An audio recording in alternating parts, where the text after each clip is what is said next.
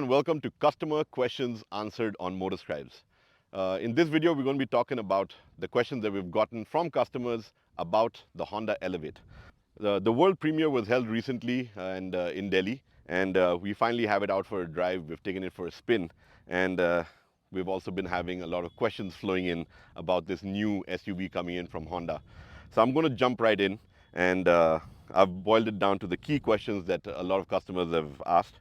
Number one, obviously, being what is the price of the Elevate? Well, Honda has not revealed the pricing just yet, but it is a vehicle that sits in the mid-size SUV category, and we've seen the competition priced all the way from as low as 11 lakhs up to 20 lakhs. So the Elevate, keeping in mind the product, the package, I would say that a very good price range for the Elevate would be between 12 to about 15 or 16 lakhs. So we'll see about that in September when the prices will officially be announced. The next question we have is why is Honda not offering a hybrid? Well, that's a very good question. The thing is that you've got the iVTEC in here, which is an extremely frugal and refined engine from Honda. We've seen it in the Honda City as well. And a hybrid would have been a natural choice to have because they have it in the city. And we thought that, the eHEV would sort of carry over here too. But Honda has bigger plans. They're using this platform for an all-electric vehicle that will roll out in a couple of years.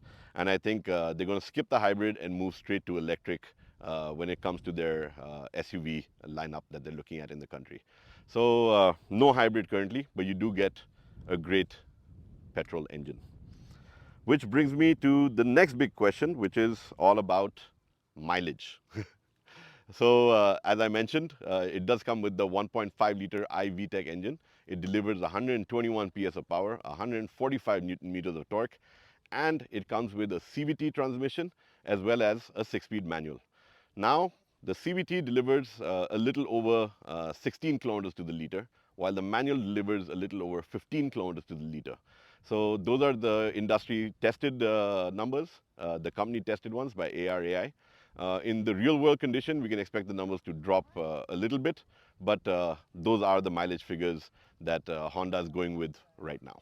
The next question that I have is about safety. Now, safety is a growing concern. We've seen it where a lot of people write in about, why does this vehicle not have this feature? And it's great to see that customers are now taking safety rather seriously, and they really want all those features on board.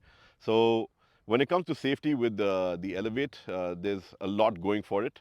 To start with, you get Honda Sensing, which is Honda's version of an ADAS Level 2 system.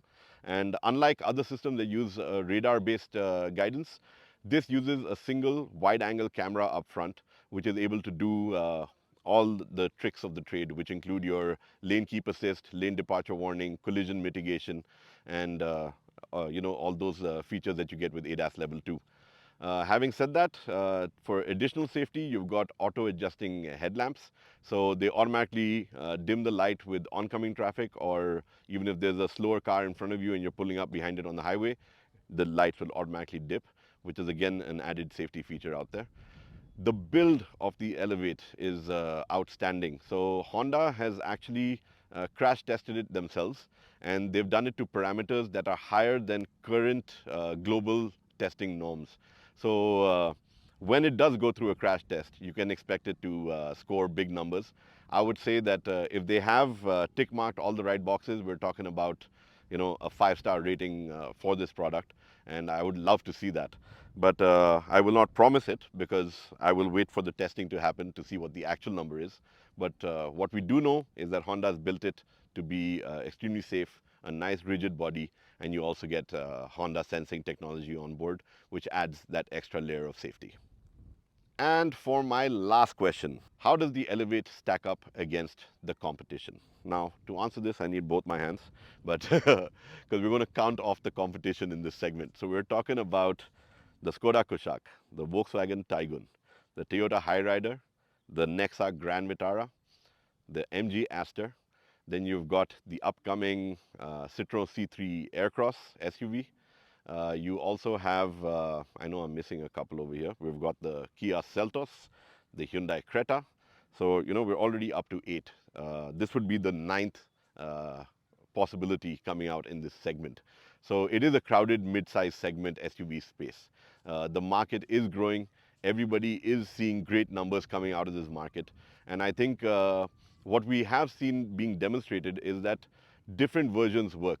So while Volkswagen and Skoda play around with turbocharged, fun to drive SUVs, we've got the Creta and the Seltos that are packed with features. They're giving you all sorts of tech on board and, trying to bring out that really premium high-end appeal over there. And then you've got your product like the Elevate, which is the perfect all-rounder. So it really depends what you're looking for in the market. And if mileage is your thing, you've got the hybrids from Toyota and Maruti to check out. If you're looking for absolute comfort and, a nice relaxed drive, I think the Elevate scores big points on that front. And if it's features, you've obviously got the Creta and the Seltos out there too. So it boils down to you as a customer. What is it that you want? And I think the Elevate will find a niche for itself and it will do well in this segment as long as the pricing is right.